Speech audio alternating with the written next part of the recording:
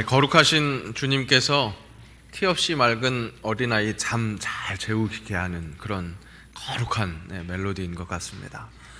그런 하나님의 그 고요한 음성, 그 음성에 진정한 평안을 누리는, 그래서 삶의 자리에서 그 어떤 혼란이 온다 할지라도, 어려운 일이 온다 할지라도 굳건히 이겨낼 수 있는 그런 주의 자녀들 되시기를 축복합니다.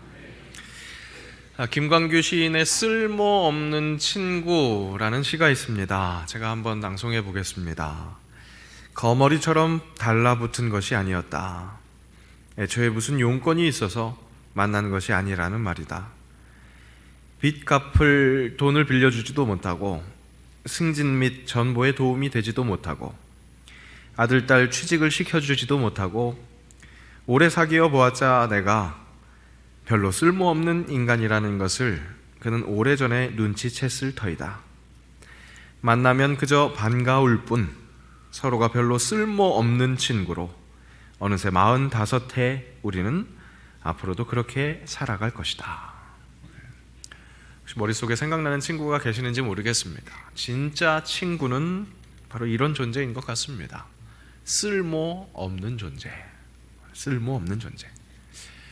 저에게도 어렸을 때부터 같이 지냈었던 친구들이 있습니다. 그들을 생각할 때 제가 그렇게 되뇌곤 했습니다. 아무짝에도 쓸모없는, 정말 인생에 도움이 안 되는 자식들. 제 마음속에서는 더 격한 표현들로 얘기했겠죠. 이 시인 김광규 씨의 표현에 확실하게 동감할 수 있는 겁니다. 그런데 쓸모가 있어서 소중한 것이 아니라 그저 있기에, 존재하기에 소중한 것, 그런 존재가 바로, 그런 인간들이 바로 친구입니다. 첫 대학 입시에 낙방의 쓴맛을 경험했습니다. 어떤 자신감이었는지 재수, 낙방 그런 것은 생각하지 않았습니다. 괜히 생각하면 또 그렇게 될까봐 생각하지 않았었던 것 같습니다. 전혀 생각하지 않았었던 일을 맞이한 현실, 그것은 정말 눈앞이 깜깜한, 그야말로 깜깜한 그런 처지였던 것 같습니다. 물론 그 이후에 더 큰 아픔과 고통 그런 거 겪어봤지만 그때 그 상태로서는, 그때의 내구성으로는 정말 감당하기 힘든, 여러 가지 이유로 감당하기 힘든 그런 아픔과 고통의 시기였습니다. 그때 그 쓸모없는 친구들이 그냥 같이 있어줬습니다. 희망을 품을 수 있는 대단한 영감을 주거나 새로운 힘을 낼 수 있는 어떤 용기를 주는 그런 말을 해주는 것이 아니었습니다. 그저 그냥 같이, 그야말로 같이 있어 주었습니다. 뭘 해야 할지 모르는 그 시간에 그저 함께 시간을 죽여줬습니다.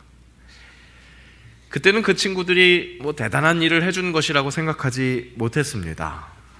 그냥 자기들도 같이 놀면서 그렇게 시간을 보냈으니까 별 고마운 줄 몰랐습니다. 또 친구들끼리 그런 거 고마워하면 오히려 좀 민망한, 그런 쑥스러운 것이라고 생각했겠죠. 하지만 돌아보니까 친구란 그런 것이라고, 그들이 나에게 그 귀한 것을 가르쳐 주었습니다. 그저 함께 있어 줌으로, 그야말로 존재만으로 위로가 되는 것. 예수님은 우리에게 이렇게 말씀하셨습니다. 너희는 내가 명하는 대로 행하면 곧 나의 친구라.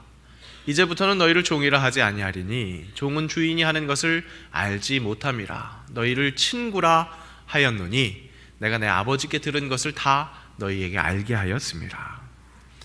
자신이 포도나무시고 우리는 가지라고 그렇게 말씀하십니다. 그가 내 안에, 내가 그 안에, 그렇게 함께 친구가 되었다고 말씀하신 겁니다. 수직 상하 관계가 아니라 이 땅에 오셔서 내 곁에서, 내 안에서 함께 계시는 예수님, 그런 친구라는 겁니다.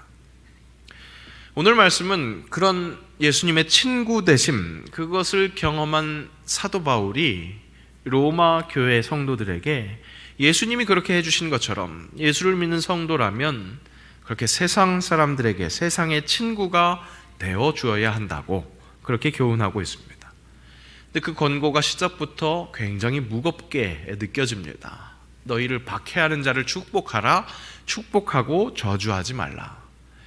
박해까지 하는 것을 보면 권력자일 것 같습니다. 권력자에게 내가 감히 복수할 수 없으니까 저주라도 해야 할 것 같은데, 그 받은 박해로 인해서 저주라도 해야 할 것 같은데 저주하지 말라 하십니다. 오히려 축복하라고 그렇게 말씀하십니다.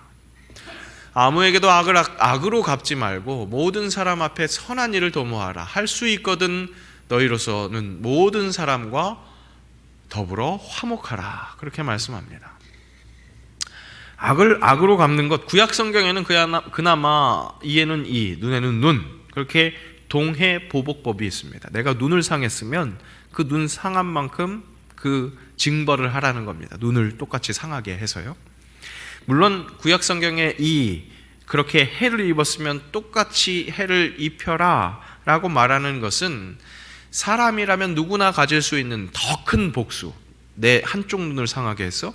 그러면 나는 두 쪽 눈을 상하게 할 거야 라는 그런 마음이 있는 인간의 마음을 제어하는 겁니다. 자비를 갖게 하는 그런 법이었습니다. 딱 해를 입은 만큼만 그렇게 징벌하라는 그런 법인 겁니다. 그런데 그것을 뛰어넘으라. 오늘 바울의 가르침은 그것입니다. 이 바울의 가르침은 물론 예수님이 말씀하신 그런 가르침이었습니다. 또 눈은 눈으로 이는 이로 갚으라 하였다는 것을 너희가 들었으나 나는 너희에게 이르노니 악한 자를 대적하지 말라. 누구든지 내 오른편 뺨을 치거든 왼편도 돌려대며 또 너를 고발하여 속옷을 가지고자 하는 자에게 겉옷까지도 가지게 하며 또 누구든지 너로 억지로 오리를 가게 하거든 그 사람과 심리를 동행하고 내게 구하는 자에게 주며 내게 꾸고자 하는 자에게 거절하지 말라. 자, 이것이 율법을 폐하러 오신 것이 아니라 율법을 완전하게 하려 오셨다고 하시는 예수님, 그 예수님의 율법의 완성 중에 하나였습니다. 더 나아가는 사랑의 실천. 바울은 오늘 로마 교회를 향해서 또 우리 새영광 교회를 향해서 이 예수님의 가르침을 그대로 옮겨 놓은 것과 같은 그런 명령을 내리고 있습니다. 이것은 쓸모없는 친구가 아니라 굉장히 이로울 수 있을 것 같은 그런 친구가 되라고 말씀하는 것 같습니다. 왜 이렇게 우리에게 무겁게 느껴지는 이런 사명을 말씀하시는 것일까? 우리는 왜 이런 사명을 짊어져야 하는 것일까? 로마서 말씀을 통해서 바로 그 이유를 확인해야 하겠습니다. 로마서는 크게 두 부분으로 구분할 수 있습니다. 그리고 그 두 부분의 마지막 부분, 뒷부분이 오늘 우리가 함께 읽은 12장, 그 12장으로 시작됩니다.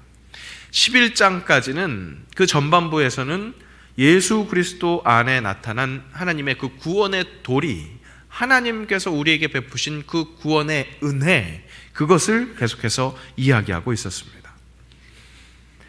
그리고 12장부터는 그러한 은혜를 받은 사람답게 살아내야 하는 성도의 그런 어떤 삶의 지침, 그런 미션들이 등장하고 있는 겁니다.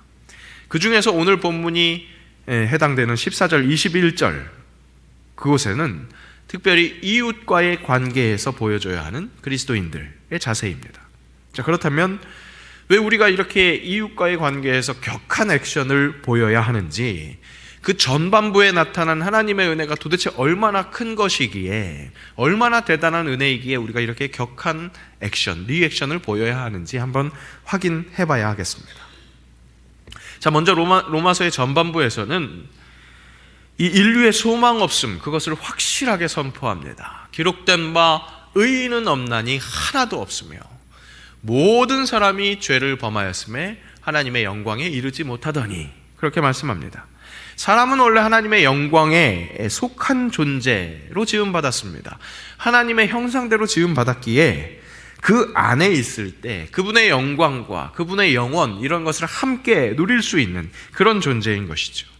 사랑이신 하나님의 영광, 그 영원을 함께 누린다? 그것은 결국 완전한 사랑을 함께 나눌 수 있다, 완전한 사랑을 함께 할 수 있다라는 말이라고 할 수 있겠습니다. 그런 존재에게 죄가 들어왔습니다. 원죄는 그렇게 영원하고 완전하신 그 하나님과의 단절, 그 완전하신 사랑과의 단절입니다. 그래서 생긴 그 제한, 확실히 한계가 있는 존재라는 것을 더욱더 뚜렷하게 하는 것이 바로 죄입니다. 그 죄의 유전을 가진 사람들이라는 것, 완전함을 사모하고는 있지만 분명히 스스로는 절대 완전해질 수 없다는 것, 온전히 사랑할 수 없다는 것, 그런 사람들, 그런 제한, 그런 한계가 더욱더 뚜렷하게 드러나는 것이 바로 우리 삶 속에서 겪는 고통과 아픔, 환난, 그런 것이라고 할 수 있겠습니다. 저 먼 나라 튀르키예에 지금 임한 그 대재앙을 통해서 우리는 그 사실을 확실히 깨달아야 하고 인정해야 합니다. 저들이 천벌받았다가 아니라 우리 모두가 그런 긍휼이 필요한 인간이라는 것, 제한된 한계가 있는, 그렇게 하나님의 영광에 이르지 못하는 인간이라는 사실을 우리가 다시 한번 되새겨야 한다는 겁니다. 우리 모든 인간이 위로가 필요한 존재라는 것, 회복이 필요한 존재라는 것, 인류의 모든 환난을 통해서 깨달아야 합니다. 죄 앞에서 우리는 그렇게 모두 함께 동병상련, 그런 마음으로 우리를 제대로 위로할 수 있는 것은, 정말 진정한 자비는 하나밖에 없다는 것을, 그것을 구할 줄 알아야 한다는 겁니다. 환난을 당한 사람이나 옆에서 함께 목격하는 사람이나 우리를 살릴 수 있는 진짜 그 힘은 내 힘이 아니라는 것, 내 안에서 나오는 힘이 아니라는 것, 내 외부의 힘, 우리를 건지시는 구원자가 필요하다는 것, 그것을 철저히 인정해야 한다는 겁니다. 꼭 환난을 통하지 않더라도 우리가 느끼는 그 갈증이 있습니다. 한없는 갈증이 있습니다. 채우고 채워도 만족하지 못하는 그런 공허함이 있습니다.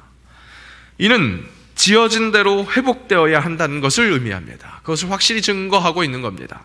모든 인류에게 그 니즈가 확실하다는 것, 그것을 받아들여야 합니다. 그렇게 죄인됨을 철저히 인정해야 한다는 겁니다. 이런 인류의 죄된 상태를 회복해 주실 이, 고통의 바다에서 건져 주실 이는 유일한 우리 주 예수 그리스도, 그분밖에 없습니다. 죄가 없으신 하나님의 독생자 그 예수 그리스도, 그분만이 우리의 유일한 구원자이십니다. 그리고 그 예수 그리스도가 우리를 건져 주시는 것은 놀랍게도 어떤 대가도 요구하지 않는 값없는 은혜입니다. 그리스도 예수 안에 있는 속량으로 말미암아 하나님의 은혜로 값없이 의롭다 하심을 얻은 자 되었느니라. 죽을 수밖에 없는 그 제한, 그런 한계, 그것을 대신 지신 예수님이십니다. 대신 죽으신 대속의 은혜가 있었습니다. 예수는 우리가 범죄한 것 때문에 내줌이 되고, 또한 우리를 의롭다 하시기 위하여 살아나셨느니라. 내가 죽어야 하는데 예수님이 죽으셨습니다. 그리고 내가 그렇게 의롭게 되기 위해서 우리 예수님께서 다시 사셨습니다. 부활하셨습니다. 그분이 악을 악으로 갚지 않고 악을 선으로 갚으시면서 우리 죄를 대신 지셨습니다. 내가 선한 사람이 되었기 때문에 그 대가로 은혜를 주신 것이 아닙니다. 아직 죄인 되었음에도 불구하고 그 은혜가 우리에게 내어 주신 것입니다. 우리가 아직 죄인 되었을 때에 그리스도께서 우리를 위하여 죽으심으로 하나님께서 우리에 대한 자기의 사랑을 확증하셨느니라. 아직 죄인인데도 그런 죄인인 나를 위해서 죽으신 주님, 그 독생자를 통해서 하나님의 사랑, 우리를 향하신 그 하나님의 사랑의 확증을 보여주신 겁니다. 우리 주 예수 그리스도 그렇게 죽으시고 부활하셨습니다. 그렇게 하나님이 대신 죽으신 그 모양의 연합한 자가 될 때 우리도 부활과 같은 모양으로 연합하게 될 것이라고 약속하십니다. 만일 우리가 그의 죽으심과 같은 모양으로 연합한 자가 되었으면 또한 그의 부활과 같은 모양으로 연합한 자도 되리라. 그렇게 예수 그리스도의 구원하심을 믿는 자, 그에게는 결코 정죄함이 없습니다. 다시 정죄함이 임하는 것이 아니라는 겁니다. 죄의 문제를 완전히 해결하시는 우리 주 예수 그리스도, 그러므로 이제 그리스도 예수 안에 있는 자에게는 결코 정죄함이 없나니 이는 그리스도 예수 안에 있는 생명의 성령의 법이 죄와 사망의 법에서 너를 해방하였음이라. 그렇게 우리를 살리신 주님, 그런 한량없는 은혜를 입은 우리입니다. 그런데 그럼에도 불구하고 그 은혜를 잊어버리고 좌로 치우치고 우로 치우치고 그렇게 부족한 모습을 보이는 우리, 그런 우리를 또다시 꼭 붙잡으시는 성령의 은혜가 임합니다. 이와 같이 성령도 우리의 연약함을 도우시나니 우리는 마땅히 기도할 바를 알지 못하나 오직 성령이 말할 수 없는 탄식으로 우리를 위하여 친히 간구하시느니라. 나를 위해서 간구하시는 하나님, 뭘 어떻게 기도해야 할지도 모르는 그런 어둠의 상황 속에서 그런 불쌍한 나를 위해서 기도까지 해주시는 하나님, 내 죄의 문제를 짊어지시는 것 거기에서 멈추지 않으시고 내 삶의 세밀한 부분까지 은혜 받은 자임에도 불구하고 다시 한번 좌로 치우치고 우로 치우치고 자빠지고 넘어지는 그런 불쌍한 모습에 안타까워하시며 내가 간구해야 할 것을 대신 성령의 그 탄식하심으로 간구하시는 그 하나님, 그 하나님은 우리의 삶에 그렇게 세밀하게 역사하신다는 겁니다. 우리가 할거니와 하나님을 사랑하는 자, 곧 그의 뜻대로 부르심을 입은 자들에게는 모든 것이 합력하여 선을 이루느니라. 우리가 내 삶에서 그래도 붙들고 한 걸음씩 나아갈 수 있는 것은 합력하여 선을 이루시는 그분의 은혜 덕분인 줄로 믿습니다. 이런 한량없는 사랑에서 끊을 수 있는 것, 이 땅에 있는 그 어떤 것도 그리스도 예수 안에 있는 그 하나님의 사랑에서 우리를 끊을 수 없습니다. 내가 확신하노니 사망이나 생명이나 천사들이나 권세자들이나 현재일이나 장래일이나 능력이나 높음이나 기쁨이나 다른 어떤 피조물이라도 우리를 우리 주 그리스도 예수 안에 있는 하나님의 사랑에서 끊을 수 없으리라. 이런 하나님께서 우리에게 베푸신 그 놀라운 구원의 도리, 이것은 그야말로 놀랍고도 놀랍고 은혜 중에 은혜이며 기쁘지 않을 수 없는 그런 한량없는 선물이라는 겁니다. 그런 은혜를 앞에 쫙 펼쳐놓고 11장까지 그 은혜를 펼쳐놓고 12장부터 그 삶의 도리, 우리가 그 은혜에 합당한 삶의 도리를 이제야 가르치시는 겁니다. 여러분, 제가 그렇게 앞에 다 말씀드린 성구가요, 다 로마서의 말씀입니다. 그래놓고 12장 1절에 이렇게 말씀합니다. 그러므로 형제들아, 내가 하나님의 모든 자비하심으로 너희를 권하노니 너희 몸을 하나님이 기뻐하시는 거룩한 산제물로 드리라. 이는 너희가 드릴 영적 예배니라. 그러므로 그 앞에 모든 은혜, 그 한량없는 은혜, 내가 내 힘으로는 절대 살 수 없는 그런 존재인 나를 구원시켜 주시는 그런 은혜가 있었으니, 그러므로 이렇게 사랑하셨으므로, 이렇게 사랑하고 있으심으로, 이런 사랑을 받았으므로, 그러므로 너희 몸을 그렇게 전인격적인 모든 것을 드리는 예배로 드리라. 그렇게 말씀하시는 겁니다. 그렇게 시작한 12장 말씀 중에 오늘 본문 말씀은 그런 영적 예배는 다름 아닌 내 이웃을 이롭게 하는 것이라고.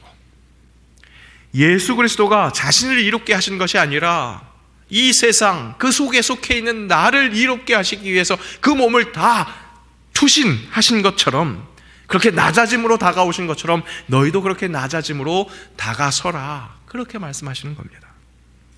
박해하는 자를 축복하고 악을 악으로 갚지 말고 선으로 갚으라는 이 모든 말씀이 너무나 무거운 짐으로 다가올 수 있지만, 이미 그 무거운 것들을 선행하신 예수 그리스도, 그분을 닮아서 그 모든 섬김의 시작이 될 수 있는 그저 친구처럼 그들 곁에 머무는 것, 그분을 닮은 그렇게 함께 있는 그 자세가 필요하다고 오늘 말씀합니다. 즐거워하는 자들과 함께 즐거워하고 우는 자들과 함께 울라. 그 대단한 하나님의 구원 도리, 여러분 오늘 말씀을 통해서 다 확인했습니다. 그런데 여러분, 결국 우리의 피부로 와닿는 것은 무엇입니까?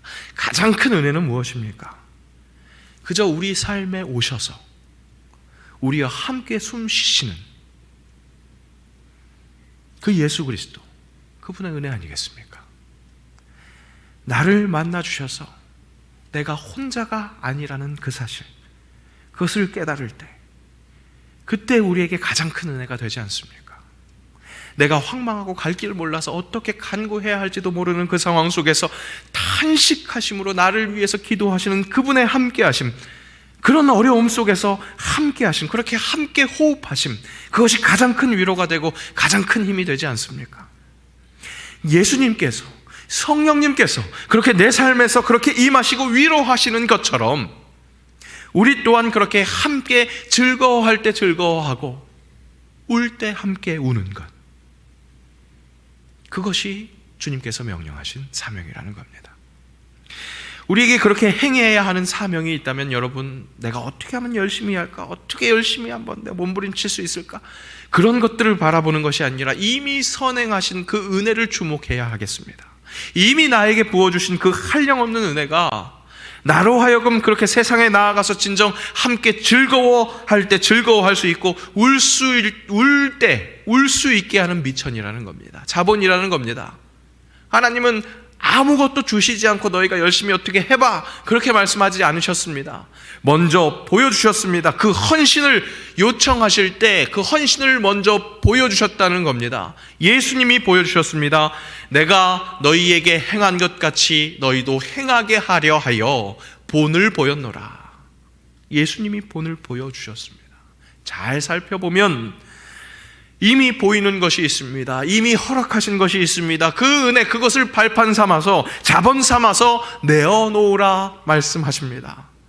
그 먼저 내어놓으심, 함께 있어 주심, 그것을 잘 기억하고 다시 발견해서 그저 정말 그 친구처럼 함께 있는 그리스도인 될 수 있기 바랍니다. 즐거움을 함께 나누는 것도 중요합니다. 그런데 더욱더 특별히 함께 우는 것, 이것이 참 중요합니다. 교회 공동체에서 장례가 났을 때 더욱더 마음을 써달라고 부탁드리는 이유가 여기에 있습니다. 저도 경험해 봤습니다. 장례 때 교회 식구들, 우리 믿음의 영적 식구들이 그저 대단한 것 하는 거 아닙니다. 와서 얼굴 보여주고 함께 눈물 흘려줄 때 그것과 비교할 수 없는, 다른 것과는 전혀 비교할 수 없는 그 위로, 하나님께서 주시는 위로가 이런 거구나 가늠해 볼 수 있다는 겁니다. 우리는 우리 이 교회 공동체 안에서 그런 것들을 훈련할 수 있습니다. 훈련해서 끝나는 것이 아니라 실전으로 나아가야 합니다. 우리 예수님께서도 우셨습니다. 죽은 나사로를 살리실 때 예수님께서 가장 먼저 하신 것은 눈물을 흘리시는 것이었습니다. 다 죽을 수밖에 없는 우리의 인간의 이 처지를 함께 동감하며 함께 우셨습니다. 죽은 나사로를 살리는 그런 놀라운 기적 앞에서도 함께 우는 그것이 시작이었다는 것, 그것을 우리가 기억해야 합니다. 많은 생명을 앗아간 대참사와 많은 재난 앞에서 그들에게 가장 먼저 필요한 것은 동감입니다. 우리 모두가 연약한 존재라는 것, 우리 모두가 그 위로가 필요한, 정말로 제대로 된 회복이 필요한 존재라는 것, 내가 당할 수 있는 일, 그 이웃이 당했다는 것, 서로 위해주는 그런 위로가 필요한 겁니다. 진정한 위로는 그런 우리의 부족함을 함께 동감하면서 그것을 제대로 채워주실 분, 그분을 함께 바라보는 것이 진정한 위로일 것입니다. 얼마 전에 동기 목사님과 통화를 하다가 이태원 참사를 위로하는 그런 기독교 단체들이 내어놓는 성명, 그런 기자회견 속에서 안타까움이 있었다고 함께 동감했습니다. 그들이 내어놓는 구호가 다른 시민단체들과 별 다를 게 없었다는 겁니다. 진정 세상 사람들은 말할 수 없는 진짜 위로, 진정 하나님의 뜻을 외칠 수 있는 그런 진정한 사랑과 공의, 그것을 외치는 지혜가 아쉽다, 그런 마음을 함께 동감했습니다. 함께 그분을 바라보는 것이 가장 큰 위로입니다. 그분 바라보자고 때로는 강하게 선포할 필요가 있겠습니다. 그런데 그 선포에 선행되어야 할 것은 바로 그저 함께 있는 것, 우리 예수님께서 하신 것처럼 영 쓸모없는 것 같은 그런 친구가 되어주는 것, 내 삶의 터전에서 일어나야 할 진정한 예배는 바로 그것입니다. 내 눈에 보이는 그 세상 사람들과 함께 있어주는 것, 즐거워할 때 함께 즐거워하고 울 때 함께 눈물 흘리는 것, 그것이 필요합니다. 그 많은 은혜를 다 나열하시고 성도의 그 바람직한 액션을 시작하시는 그 로마서 12장, 그 말씀의 첫 절 말씀, 그 말씀이 어떤 말씀이었는지 우리 다시 한번 눈여겨볼 필요가 있겠습니다. 함께 읽습니다. 그러므로 형제들아, 내가 하나님의 모든 자비하심으로 너희를 권하노니 너희 몸을 하나님이 기뻐하시는 거룩한 산 제물로 드리라. 이는 너희가 드릴 영적 예배느니라. 그 하나님의 구원도리, 그 은혜를 다 나열하고 나서 그 구원에 합당한 그 은혜로운 삶, 정말로 그 사랑을 전하는, 그 삶을 전하는 그 12장의 첫 절에 무슨 표현이 등장합니까? 영적 예배라는 것이 등장합니다. 내 삶의 자리에서 친구 되신 예수님과 같이 내 이웃의 친구가 되어주는 것, 즐거울 때 함께 즐거워하고 울 때 함께 눈물을 흘리는 것, 그렇게 함께 있는 친구가 되어주는 것, 그렇게 예수님의 삶을 닮은 그런 삶을 살아가는 것이, 그것이 바로 복음의 사람이 드릴 진정 영적 예배라는 것, 예배자로 사는 것은 바로 그런 것이라고 가르쳐주고 있습니다. 여러분, 이번 우리에게 허락한 일주일의 삶 속에서 내 주변에 있는 사람들과 함께 즐거울 때 즐거워합시다. 또한 많은 눈물을 흘리고 있는 그 사람들, 세계 먼 곳에서부터 가까운 내 삶의 이웃들과 함께 그 눈물을 함께 흘릴 수 있는 그런 그리스도인들 되시기 바랍니다. 그렇게 세상에 함께 있는 그리스도인, 함께 있는 그리스도인, 그래서 그 세상을 이롭게 하는 그리스도인, 복음의 사람 되시기를 주의 이름으로 축복합니다. 기도합니다.